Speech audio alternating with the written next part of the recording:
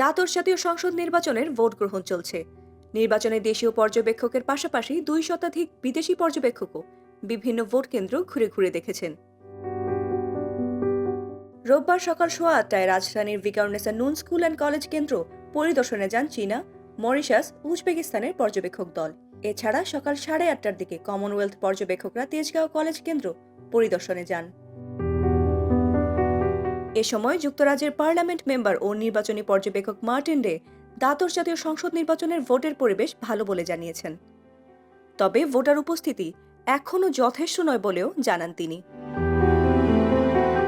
রাজধানীর দারুস সালামে বাংলাদেশ কোরিয়া কারিগরি প্রশিক্ষণ কেন্দ্রে ভোট পরিদর্শন শেষে সাংবাদিকদের সঙ্গে আলাপকালে ভোটের পরিস্থিতি এভাবেই মূল্যায়ন করেন 3 বিদেশি পর্যবেক্ষক। Deputy head of mission US এসটিও টেরি এল ইজলে বলেন, ভোটের পরিবেশ ভালো, মানুষ ভোট দিতে আসছে, সবকিছুই ভালো মনে হয়েছে। আশা করছি 50% ভোট পড়বে। আর সেই অর্থে আমরা যে কেন্দ্রগুলো পর্যবেক্ষণ করেছি সেগুলোতে কোনো ত্রুটি চোখে পড়েনি। দ্বাদশ জাতীয় সংসদ নির্বাচন পর্যবেক্ষণের জন্য 34 দেশের 126 জন বিদেশি পর্যবেক্ষক নির্বাচন কমিশনের অনুমোদন পেয়েছেন। প্রায় 70 জন এরই মধ্যে ঢাকায় এসেছেন।